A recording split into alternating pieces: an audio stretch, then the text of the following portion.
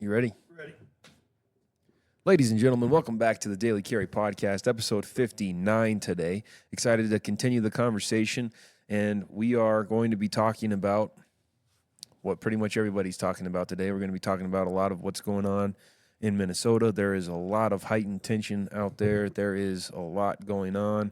There's a lot to discuss, and just think it'd be a good idea to remind the viewers of the Daily Carry Podcast, listen, every episode that we've ever had, you know, we end in prayer. That's what we're all about.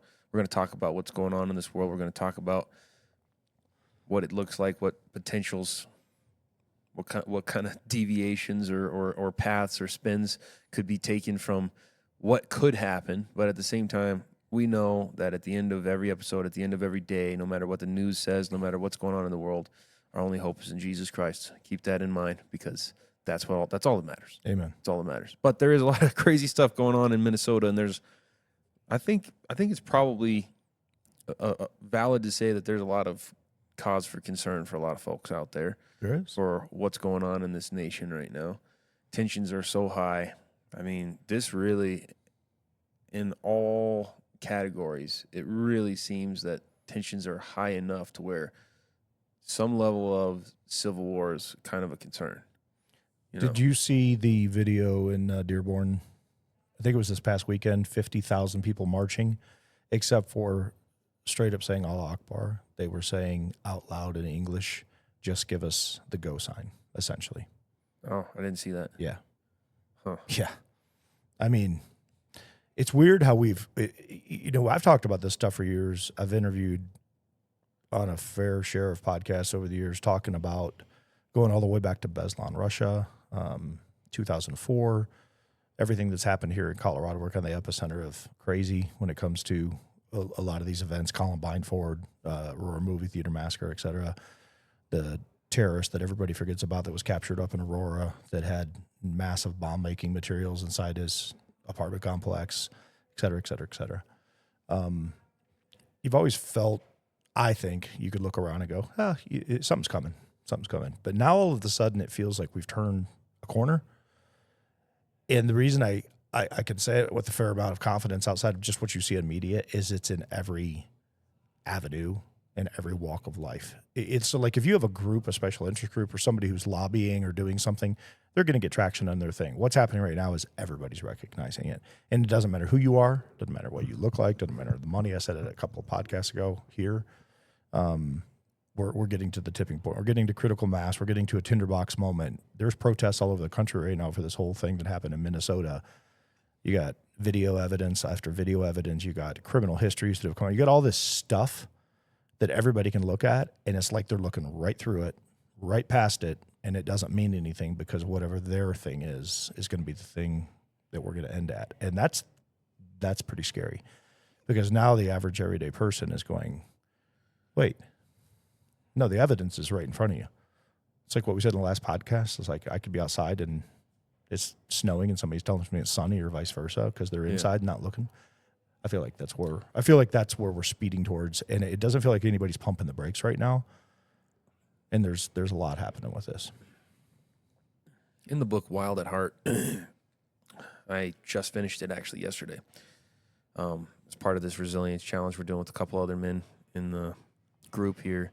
I've been reading a chapter every day of a book that's on a list of books that we're supposed to choose from. That's the book that I chose for the first book.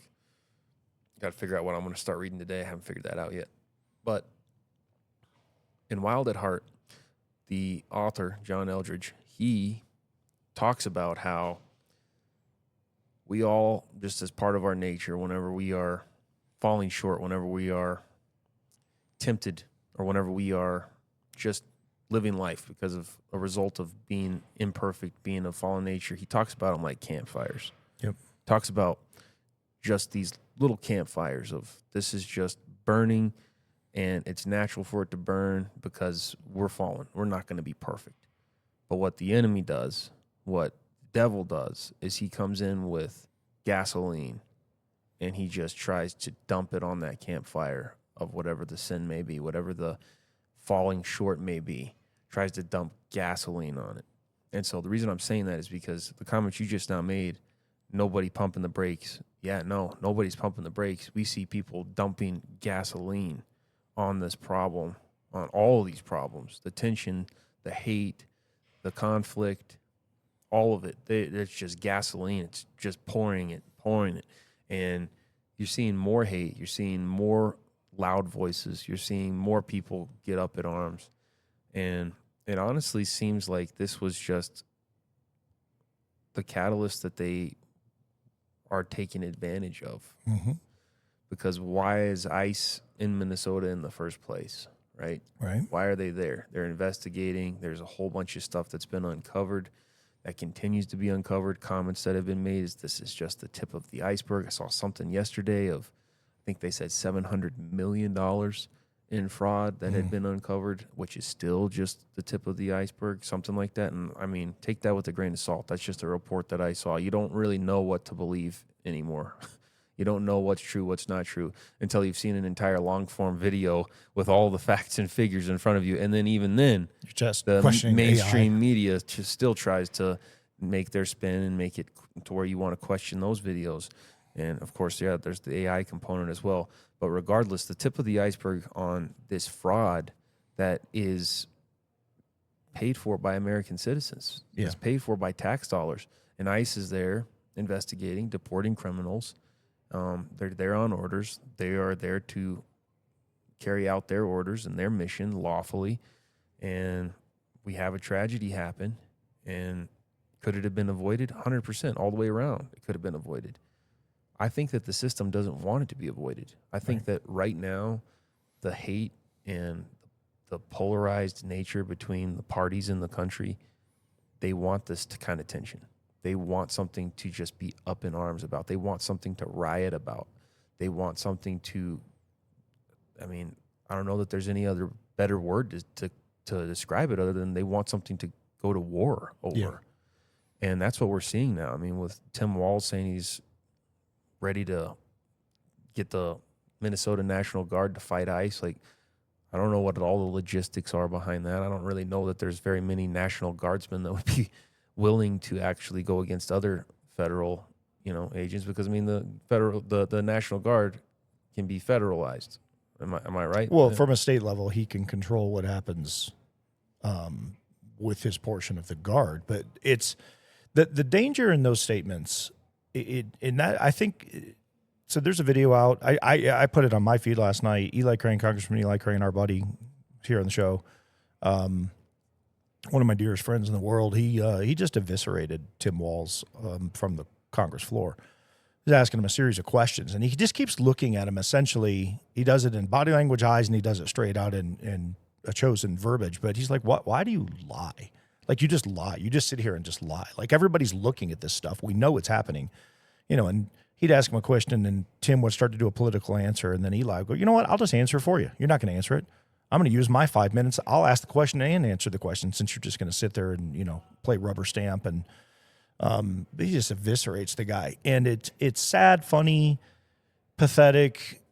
It's so many things all at the same time. But what it should do to the American people is people should be able to watch that and go, "You got a sitting governor of a state not allowing federal agents to come in to enforce law, or trying not to. He's not going to stop it, and then go, well." Then you got the mayor going, "Get the F out," and then all the silliness. And then Wall says, "Well, we're going to bring in the Guard." No, you're sitting at home. You're a Guard member. I mean, stand in their shoes for a second. We're going to call up the Guard to do what? Like to do what? Because now you're trying to invoke civil war. I mean, we're getting to a point where somebody asked me a couple of years ago. They said, would law enforcement? It was when they were talking about the gun takeaway things here when Australia was going through their deal, and there was a big push, and Beto, whatever his name is, the guy that wore the same blue shirt in every interview, the sleeves rolled up like he was tough. It just so silly. So, "We're coming for your ARs. You bet we are. We're coming for your ARs." Somebody came to me and asked me. They said, "Hey, law enforcement, from your standpoint, would that happen?" And I'm like, not in the coldest day in Hades would you ever see that take place. There's no, I couldn't. You might have a big city blue police chief who works for a mayor and a city manager thrust into a position where they got to make a choice. But as far as sheriff's departments go across the nation, I don't know. You might have one or two that attempt to try it for about 2 minutes and it would be over, because the cops understand the Bill of Rights and they're not going to go in and strip people's freedoms. The most important in that is they have the color of authority to take your freedom. And that's a very, very serious deal. Like, you just don't take somebody's freedom off the street, even on something as simple as an arrest. Somebody goes in, they shoplift, it's a notable amount, it's not a ticketable offense, they got to go to jail. You're taking that person's freedom. And they were doing nothing more than just taking product out of a store. Is it a crime? Yep. Is it illegal? Yep. Cop shows up. Sorry, man. Here's the law. There's nothing written within the law, and that's what people need to understand. Like, we follow the Constitution. There's nothing written in the law that says, just because they pass a House bill, that doesn't supersede the Second Amendment. And the Second Amendment doesn't supersede the Holy Bible. And there's just a descending order. There's God's word. It's what we were founded on. We are a nation, and it's printed on our money. In God we trust. I mean, it's everywhere you look.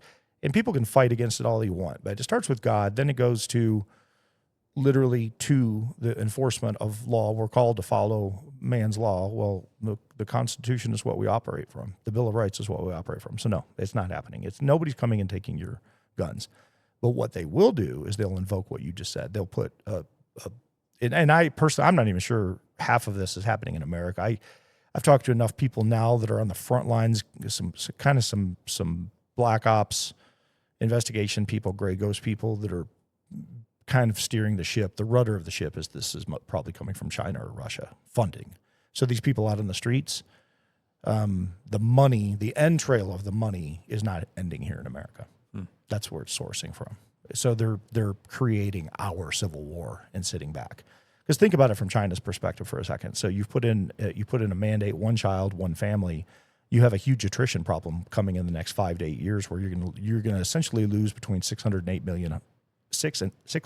800 million people estimated just by attrition. And you have nobody to replace them. So generationally, China's going to skip a generation, if not two. And what do you do when you operate a nation off of over 1 billion people, and you're losing almost 2 billion people, and you lose a quarter of those people overnight? So you got to fund something to redirect in order to keep your stuff going. That's why they're building up their military like crazy right now. There's a lot of things happening over in China that a lot of people should be nervous about. We're focusing on Putin and Yugoslavia and all that stuff over here, but I think the real threat's coming from Yemen, the real threat's coming from China, and I think most of the seed money that is funding these lunatics out in the street is coming from China. And there's enough source material out there right now to probably establish that. So the Somali thing that Nick Shirley unfolded or opened up, tip of the iceberg, tip of the iceberg. I think there's a lot of things happening behind it, and I don't mean that speculatively, like conspiracy theory, like there are people digging into this stuff going, no, it's being sourced right now, and it's getting ready to be named. I mean, some of those things on like where the money's coming from, that's definitely probably above my pay grade. I'm not exactly sure. I haven't done enough research into a lot of that stuff to know and speak intelligently into it. But I mean, I know there's been a lot of talk of, very elite, rich individuals funding a lot of the shenanigans that goes on in the country, like George Soros and sure, other figures. And I think that there's definitely an incentive for other countries to sit back and watch some of the tensions in our country, like what's going on right now. I mean, imagine the potentially compromised and vulnerable position that it makes our posture look like right now, whenever we've got this internal conflict, really, truly on the brink of civil war. It's what it seems like to me. Very much so. Hopefully it doesn't happen. I'm not saying that, I'm not even saying that we're necessarily there, but if you look at the news, it seems like half of the country hates the other half of the country, and it doesn't seem like there's any other word to put it besides that. Because if there wasn't that hate of we hate them, that we hate them too, we hate them back. Look at how nobody's willing to lay down their arms. No one's willing to just find common ground. No one's willing to say we're all American citizens. This is a tragedy that this happened. Let's move forward together. Let's figure out how we can do better together. Nobody is wanting to just take the middle road. Everybody is, I'm right, you're wrong. No, you're wrong, and we're right. And I think that it's very clear that a lot of the political leaders that are out there, a lot of the people of influence that are out there, they're just fueling this hate, and it's making it escalate very, very quickly. And it's a very scary thing because you've got millions of people in this country that are polarized against millions of other people in the same country.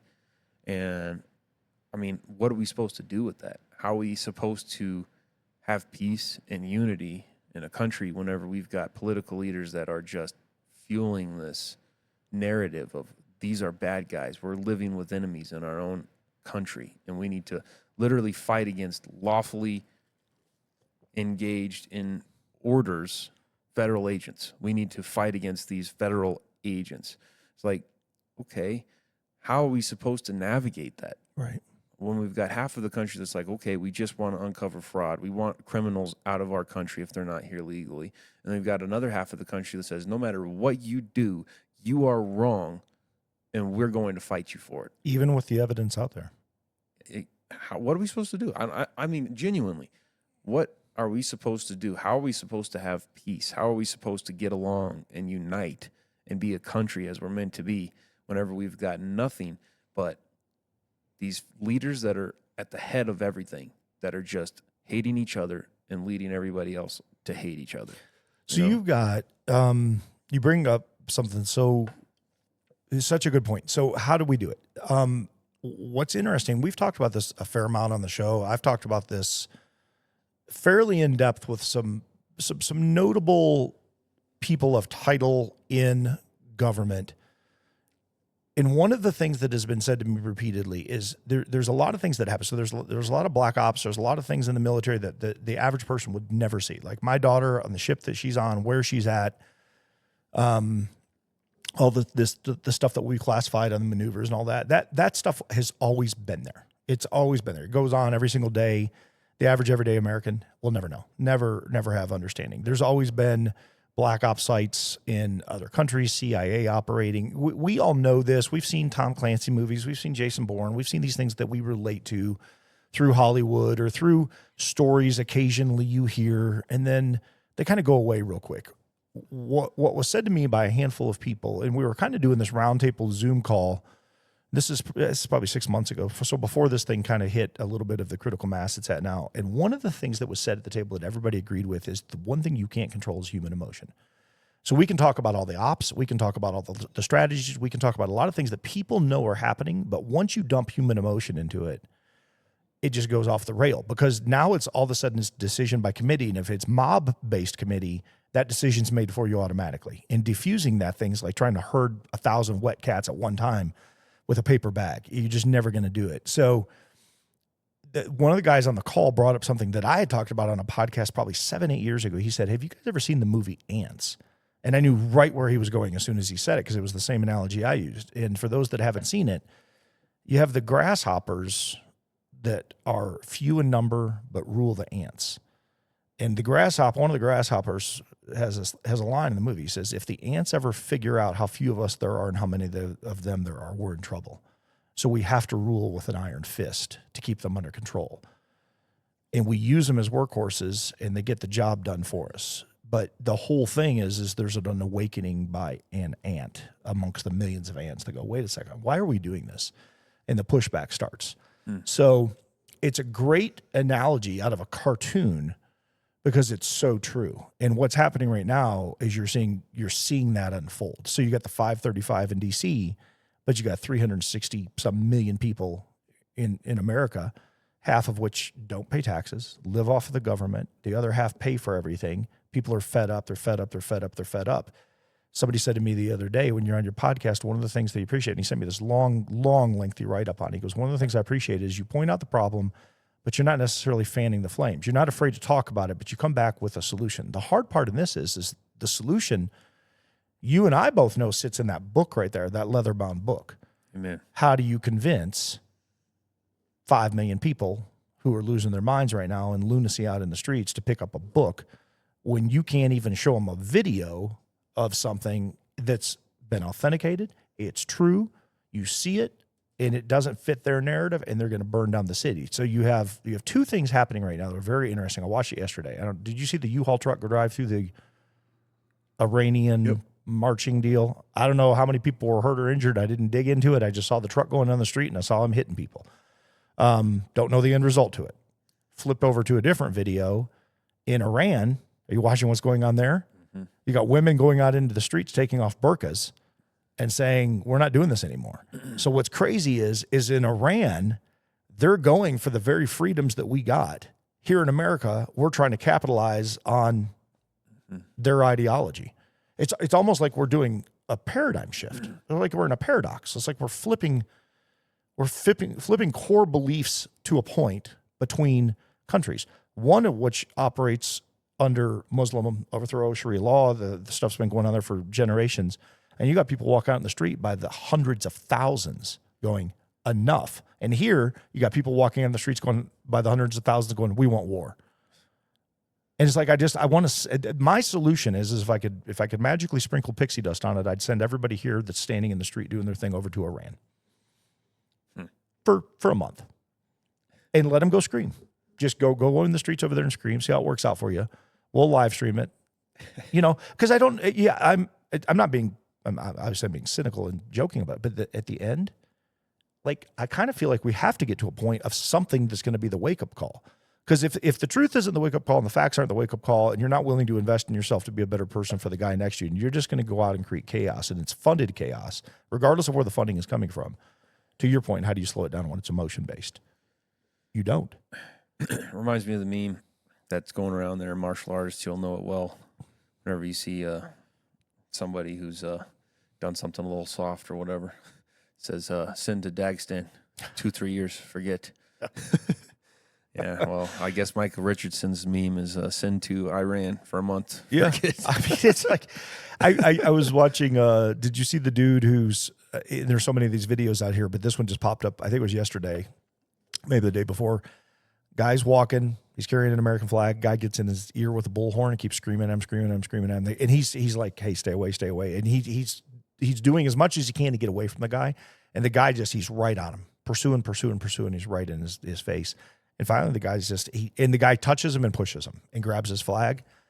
I think this dude single-handedly, this would be a good video to watch. This guy single-handedly kicked the crap out of like 12 people.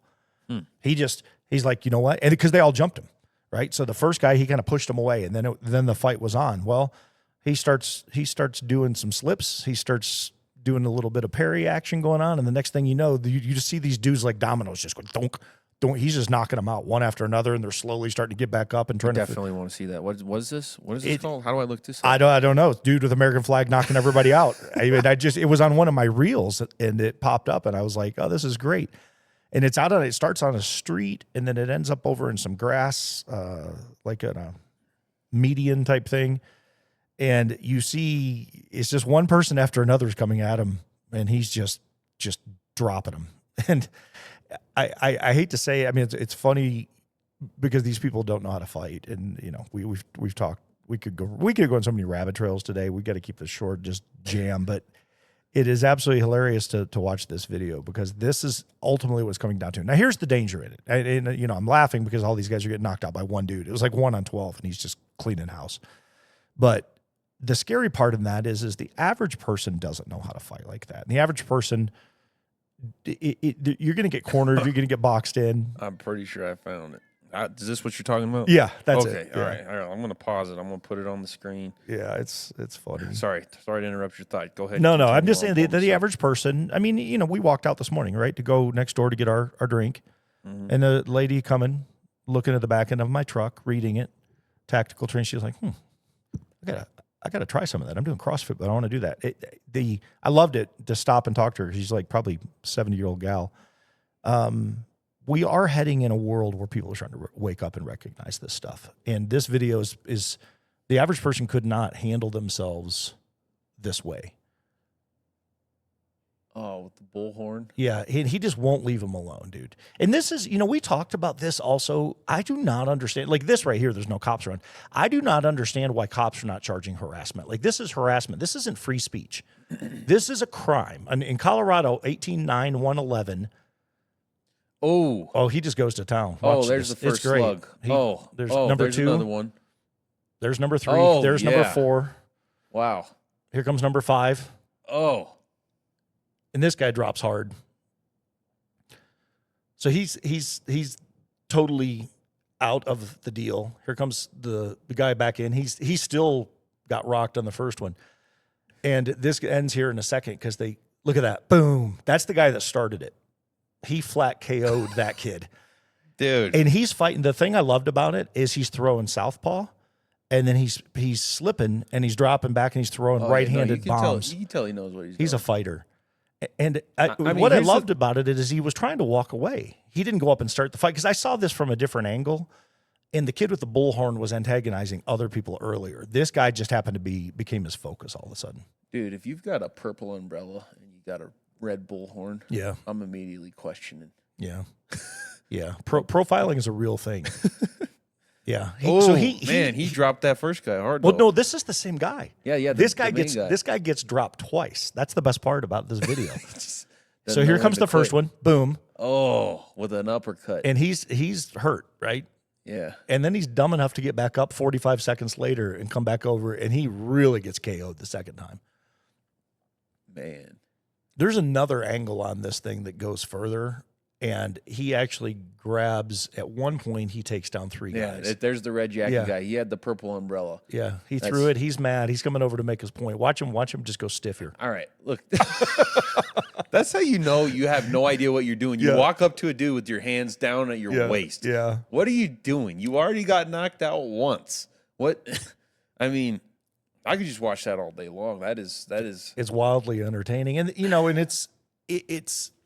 it gets a lot of views and it gets a lot of attention. And here's the thing, and this is my stance on this. People can push back all day long. I do not believe that you should be settling the world fighting everybody. I don't. It's kind of fun to watch sometimes. But when the fight comes at you and you got to fight, that's why we're in business. I mean, I don't teach tactics to teach people just how to shoot people. Yeah.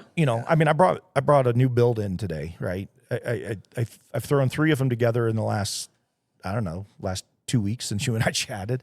Jared made me feel guilty about something, so I immediately went over and made you feel guilty about not having an AR platform? I sold an AR platform to our buddy. That was your first mistake. Nobody ever told you never sell any guns, only buy. I've sold two guns my entire life. And we need to clarify. One was broke.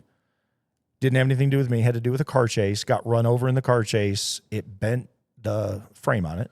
And a armor buddy of mine said, "I'll take it. $25." I said, "Cool. Here you go. It'll never $25. It'll never work again." It was a backup Smith & Wesson 380 Sigma from back in the day. It was a piece of crap, but I carried it on my ankle because it was small and it was concealable. But anyway, it got busted up in a car chase. So he got it, $25. Second gun, last gun I ever sold, I sold to our friend Kyle because he didn't have an AR platform. And I'm like, well, I'll just put another platform together. I've got plenty of stuff. So I threw this one together real quick. Threw a couple optics, magnifiers, different things on it that function for me. It's short enough I like to run with it. I got a shorty can on it, kicks the sound on it into half to where I'm not killing myself with my ears if I have to do something in my house. But I do not build this stuff or go out and do it because I'm looking forward to utilizing it on humanity. It comes down to when you got something like this that unfolds, you don't get to pick that. Now that, I don't know what the dude was out there with the flag. Maybe he's out there to protest his side and say USA, good for him. That's what our Constitution is so great about. It's what our Bill of Rights is. It's your freedom of speech. What was happening in that, though, was not freedom of speech. What was happening in that was harassment, antagonizing, and threats, and then ultimately assault. And the biggest thing is the bullhorn, man. I mean, that's the thing. Freedom of speech, that is not holding a bullhorn that's making sounds up right to somebody's ear. That's harassment. That's even more than harassment, in my opinion, because you are attacking somebody with a weapon. Is it life-threatening? Maybe it could be construed as stalking. It's still a weapon. I mean, it's attacking. If it's loud enough, it could cause hearing damage. You're putting it straight up to somebody's ear. You're playing it on repeat.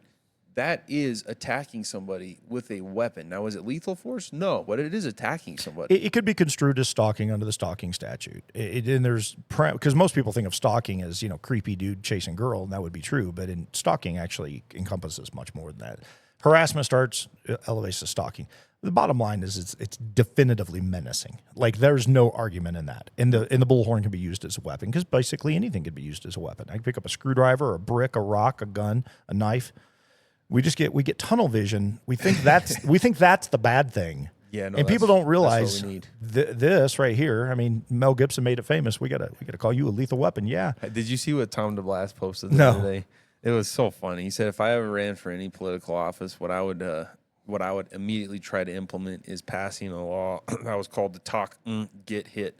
We don't talk get hit law. Yeah. So you want to say something, you want to give me the bird, you want to cuss at somebody, they have a right to punch you right in the face. Do you know why that would work? I think that's an equalizing factor right there. That's fine. Freedom of speech, that's fine. You want to say something to me, you want to talk crap to me, I'm going to also be able to stand up to you. And if you're out here harassing me, you better get ready to catch some hands. Well, that guy just proved how Tom's theory would work. Mm-hmm. You come in, you fofo, and that's it. You're just done, And so I think we are genuinely, you're going to see a paradigm shift with a lot of that kind of stuff happening for sure. What concerns me is the danger part. And I said it, I know I said it a few episodes ago. There's going to hit a tipping point here. And this really is a legitimate fear that I have. And I don't have it for the fear solely just for the loss of life, but I have it for the fear of the temperament that it would drive the country into. Because again, we're already emotion-based. We said it a little while ago. How do you reach these people? How do you control them? They've lost their minds. My concern is a dude pulls out something like that, doesn't think it through, and goes out into the street on something that he doesn't understand and agree with, or just has hatred, whatever is. And it doesn't matter. Yeah, it'll be played out as what side of the political aisle, but it really doesn't even matter what side it is, because once the bad choice is made, regardless of how you vote or what your affiliation is or what you claim, you mow down 25, 30, 50, 100 people. You've got, in today's temperament, and we got to put this into context, in today's temperament with what's going on, you very well could see serious retaliations. And people wouldn't know what they're retaliating against. This is why I've said so many times, if we go to a Civil War scenario, the fact we're even talking about it is sad and scary, but if we go to a Civil War scenario, it's not blue-gray. It's not the 13th, 14th Amendment. It's 50 subchapters of one political movement and an ideology attached to another ideology on people that have not, they can't even look at the truth and understand what the truth is, or facts or video. And you got a bunch of people that have just been sitting out here. A lot of them have served overseas. A lot of them have done things. People have been to the box. They're trained, and they're going, hey, look, man, I'm not looking for the fight. But if that fight comes looking, kind of like this guy, right?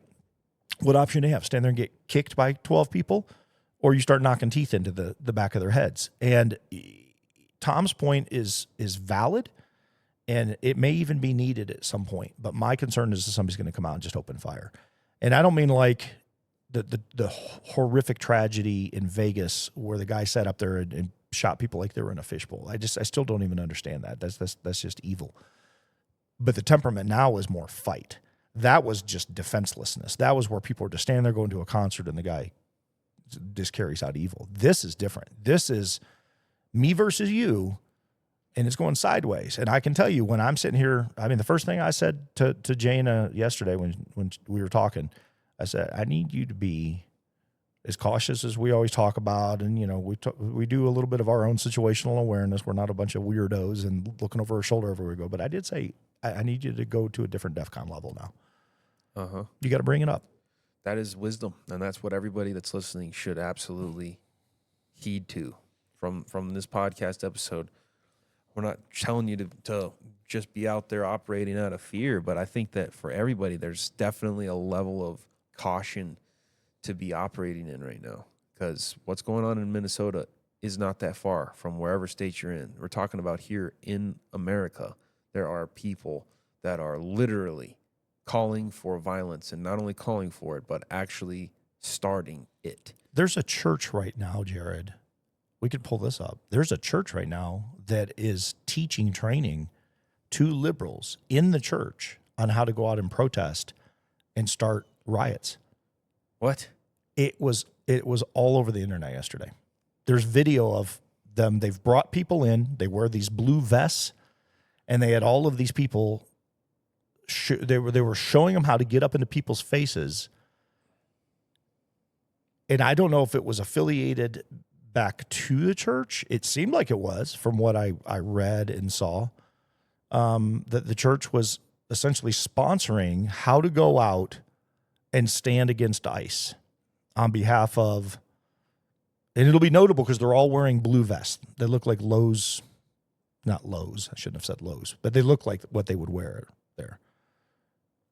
Man. Okay, I'm trying to find this. I'm thinking it's probably going to pop up on X. Church training protesters, Yeah. maybe? Yep. So that's why I said a few minutes ago, you can tell this is authentic, what's happening in the country right now as far as potentially the pendulum that's been swinging back and forth has now all of a sudden stopped, and we just kind of hit the tip of the iceberg, and it feels like we're starting to hit a critical mass moment. This is insane. Yeah. It says anti-ICE protest training, North Carolina church. Let me go back to the mixer. So this isn't Minnesota, by the way, just to put context. This is in the Carolinas. Yeah, this says it's North Carolina, anti-ICE protest training at a North Carolina church. This is wild. Yeah, this is the world we're in right now, dude. So they're teaching these people. What in the world? Yeah. Yeah. They're teaching them how to fake. They're teaching them how to collapse. They're teaching them how to film. Is there a longer video than that? I actually found it through a story. I didn't find it through the video. I read a news headline and I opened it up and I saw the clip and I'm like, what in the world are we looking at? That we have potentially have churches out here sponsoring, go out and get in the street. I mean, I wish John Lennon was sitting next to me right now. Here's a article or short post about it that's on X. It says in November 2025, Dilworth United Methodist Church in Charlotte hosted Siembra, North Carolina trainings where up to 1,000 people learned to film mock ICE raids, de-escalate encounters, and document arrests amid Operation Charlotte's Web, which led to over 425 arrests of undocumented immigrants with criminal records. A 13-second clip surfaced this week, prompting conservatives to call it training to obstruct federal agents and urge revoking the church's tax-exempt status.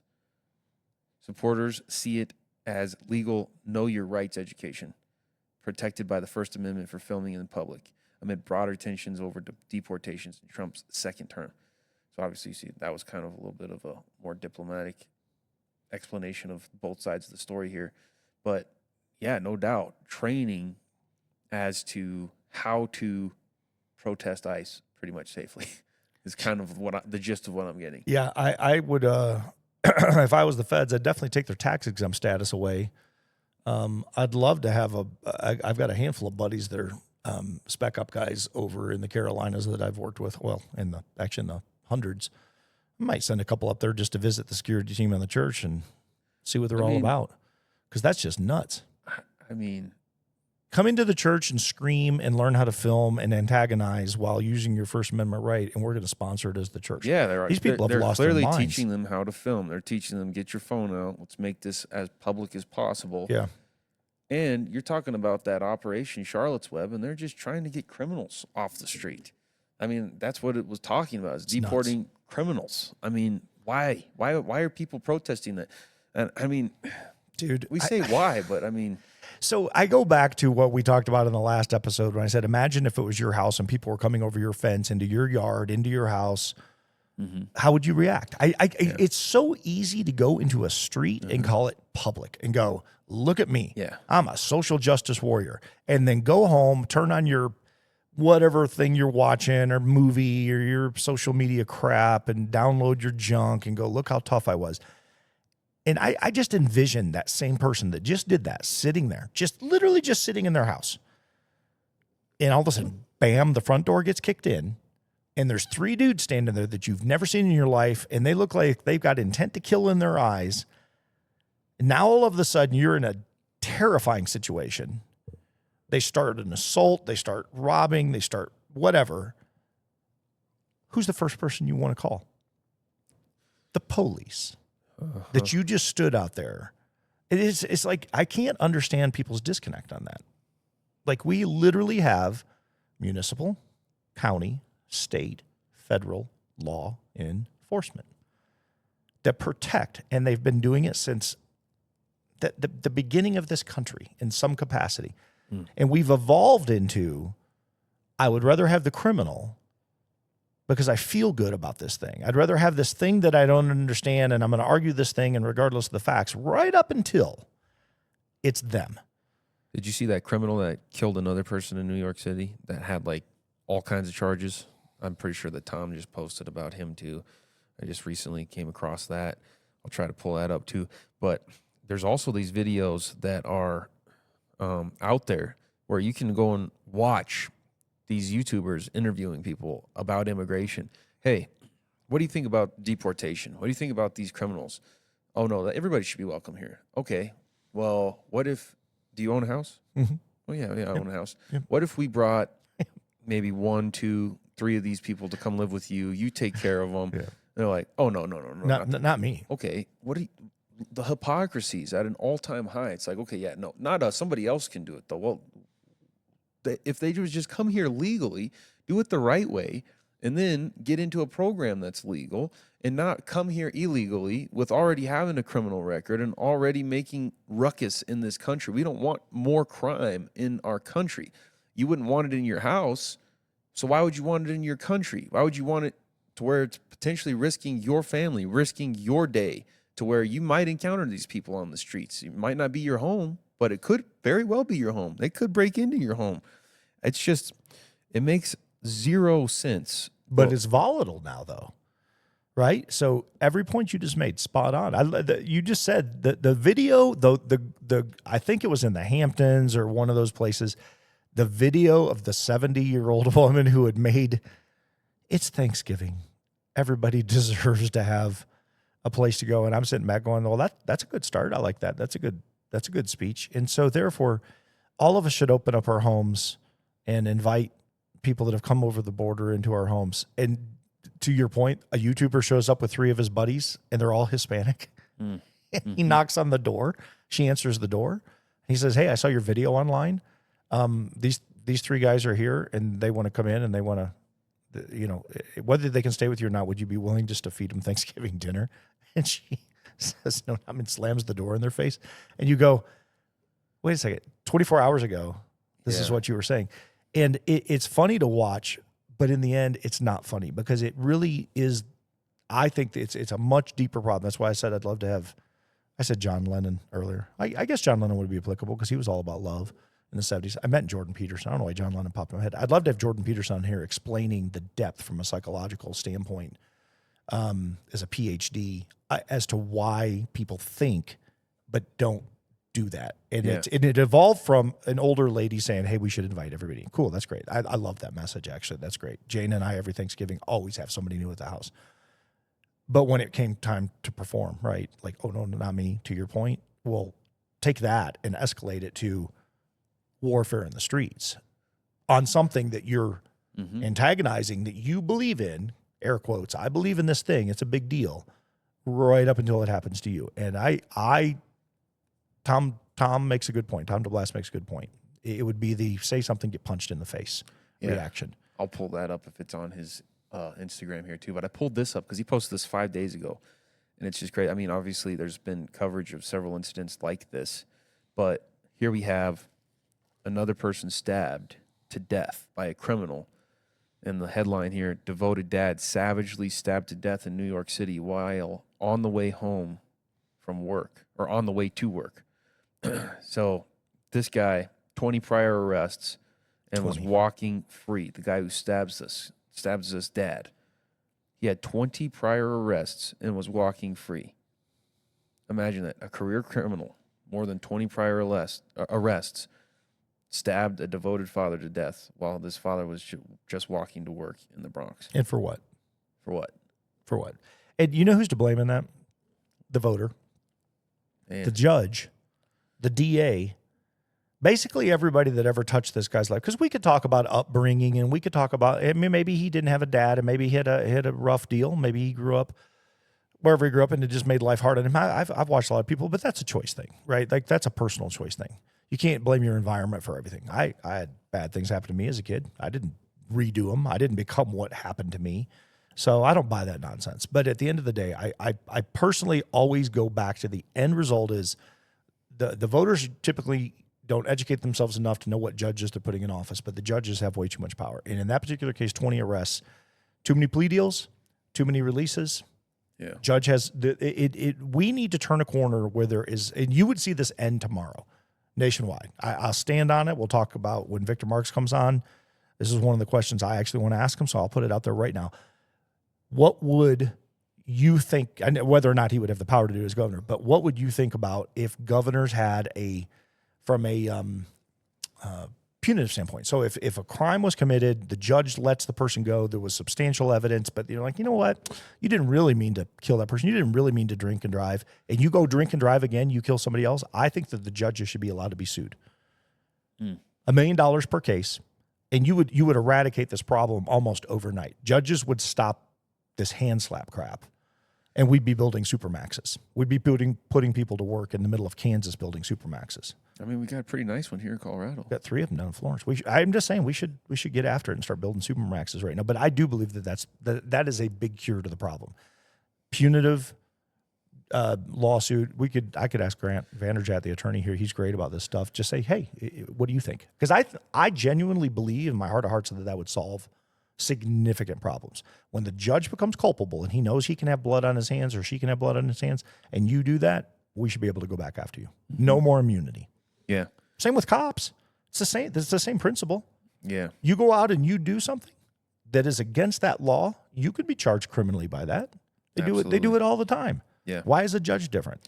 You can go find videos on YouTube of cops getting fired, going to jail, just for DUIs, from other cops. And you can find all this stuff. You break the law, you break the law. Yeah, deservedly so. It should not be that any judge, any politician is above that. And unfortunately, we have a very broke system right now where people are able to get away with whatever they want. And we've got this agenda to just let criminals free. And it's literally killing. Why is there not more people up in arms? Why is there not this reaction?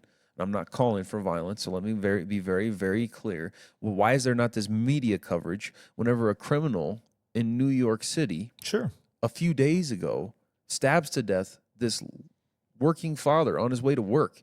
Why is that not getting more coverage? Because that is blatant murder. There is no, well, he might have dodged a car. He might have been able to avoid the situation. He might have been able, there is no debate here. A criminal just stabbed a dad on his way to work to death.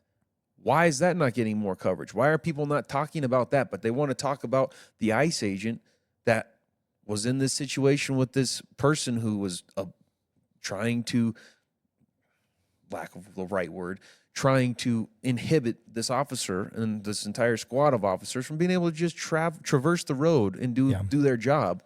Why is it that they want to give so much attention to that, but so little attention to the criminal that's stabbing a dad to death? So in my opinion, that story deserves way more attention. Credit. Yep, 20 arrests. So the guy. So let's have a rap tail moment for a second. The girl on the train that was stabbed to death by that dude, who walked on the train, sat down. The whole world watched that video. The whole world watched that video. This is the stuff that it just pisses me off. That guy, I think, had double the amount of arrest. I want to say it was something like 43 or 4, if I remember off the top of my head. And he's not old. He wasn't like he was 70, and he's been charged over the history of his life. He was a young guy. Stabs, and here's not only the irony and the hypocrisy that you just alluded to, that I've alluded to, that you've alluded to, that I'm now alluding to again. We can see her volley this thing back and forth like a ping pong ball. She was a foreigner. Yeah. We're fighting right now to keep people that have come into the country illegally. And here she is here, legal, foreigner. Man. And in her own story, in her own statements, in her own posts, living the dream, pursuing the dream. And who ended that dream? A dude that should have never, he's an animal. He should be buried under the jail. And why was he on the street? Because some do-gooder sitting there with a gavel 40 times in a row, not once or twice, said, yeah, not today. I feel bad. It's kind of like the deal on my barking dog ticket 12 years ago. And I went in and sat in Muni Court here in Castle Rock. I keep a picture of this judge. And anywhere I go, I look for this guy to walk up to him and go, hey, I just want to thank you for that case that you handled so poorly.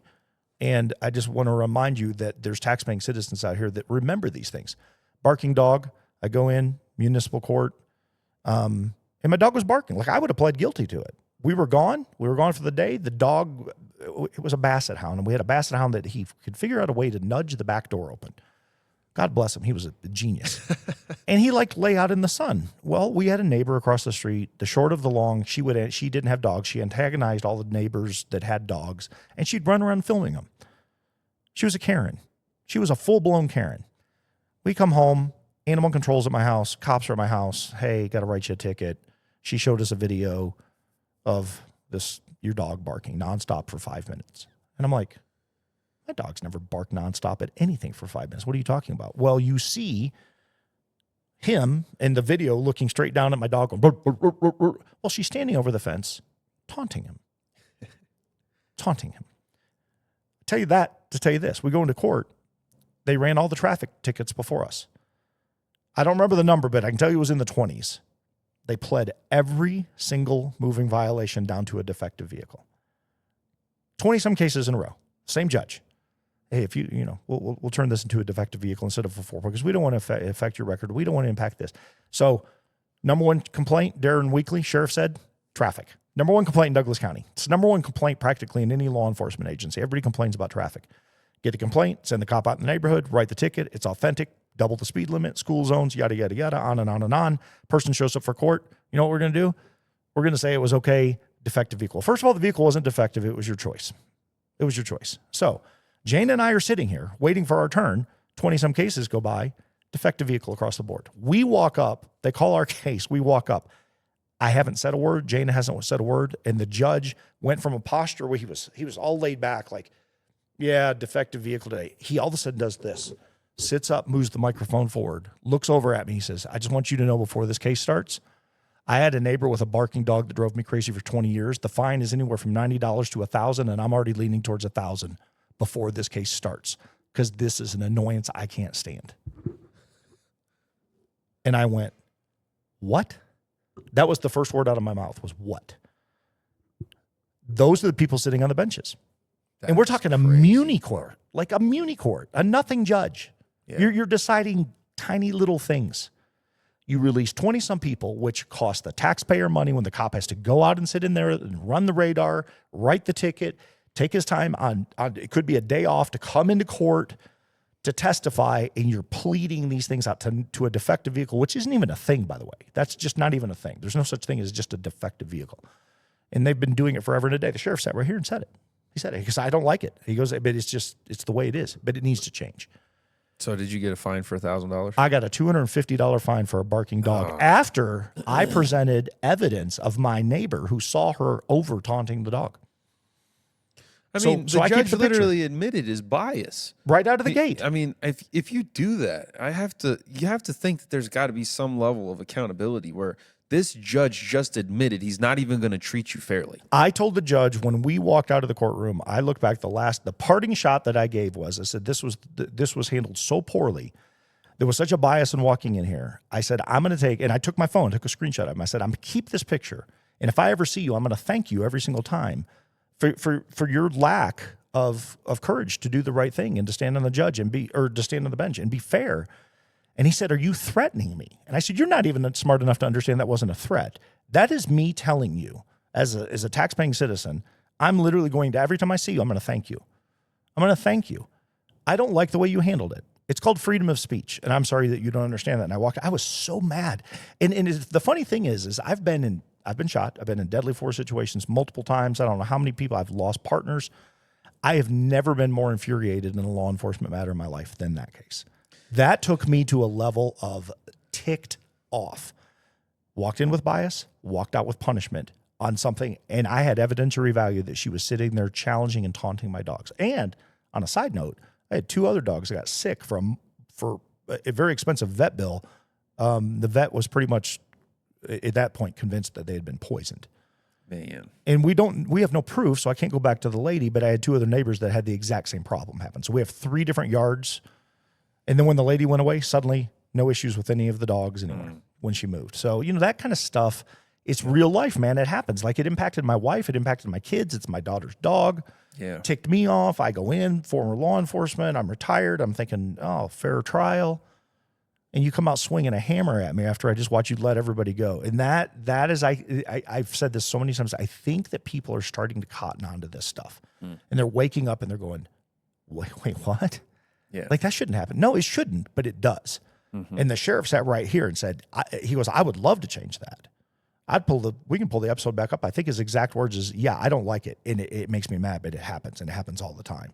And it's like, too much power. It's you're and this is why when I say to the voter, and I'm going to get off my tangent I've been on for 5 minutes, sorry. When you vote, if you vote for anything, look at the judges. So when you get your muni ballots, your county ballots, your state ballots, you look at the judges' voting histories. Look at who they affiliate with and look at how they vote. That, I can tell you right now, that is more important than the President of the United States. Because those guys are everywhere, and they decide everything from a muni level all the way up to a federal level. And they have, the immunity they have is unprecedented. What I got from that is, man, there's a lot of neighbors out there that probably should watch John Wick. And they should definitely get a little more wise to messing with neighbors' dogs. Anyways, here's the thing. We got to wrap this up, but I figured let's wrap this up having a little bit of fun. We put out this video not too long ago, and I don't know if you got a chance to see it or not, but I'm going to pull it up here. We got this video here. Gun and knife scramble. Did you see this? Oh, yeah. Oh, man. Of course you did. We're having fun, man. This is I think, such a practical drill, is throwing a gun and a knife in simultaneously. We hadn't done this before. Well, maybe we've done it a couple times, but I don't think that we videoed and put a video out. But here something that we do at the gym pretty regularly is we throw a gun in or we throw a knife in when guys are wrestling, when guys are going at it. It changes. It adds a whole nother variable to your training. And let's be honest, it's a lot of fun. That's one of the biggest reasons that we do it. But number 2, it is absolutely practical training. Of course. And so here in this drill, we're throwing a gun and a knife in. Quick thinking, critical thinking, and remembering the most important principles of a gun and a knife fight. Gun, create space. Knife, take away space. Yeah. And so here we have some fun little rounds. Well, actually, flip that. Gun, create space. No, gun, close. Knife create. No, I'm talking about if you're the offense. Oh, gotcha. I got to make sure I'm talking about which perspective we should I'm clarify talking about. that. Because here's the thing. In a knife fight, I want to be far away from that guy. I've been in so many of these. I'm not talking about defending myself. I've been in so many of these scrambles where I'm just thinking about, what do I need to do when the weapon drops? All right, if I get the knife, I gotta take away space. Gotcha. Yep. If I get the gun, I got to create space. I'm with you now. But yeah, absolutely. If you are on the defending side, absolutely. If you got somebody with a gun, you got to take away their space. If you got somebody with a knife, you got to get out of there. Yeah. But here we had a couple of fun scrambles, and I figured we'd end on these, just talking about these. Here we've got 2 guys, Matt and Elijah, going at it, and so we see that Matt gets the knife. It's funny because right there he checks on. He says, "Are you all right?" when he jumps on Elijah's back. But here we got the gun getting thrown in, we got the knife getting thrown in, and Elijah goes for the gun, makes the mistake of not getting out of there. And then right here, Matt's like, "You okay?" And then he's like, "Show!" Stabs him in The the best abdomen. part about this, though, is the reality of that is the knife won. Oh, yeah. So when everybody says, Absolutely. I got a gun, I'm 2A, oh, that's good and fine if you can get it. Yep. This is why we teach this stuff. You got to right? get it, and you got to create space. That's the thing. And somebody gets a knife and gets close up on you like this, it is bad news.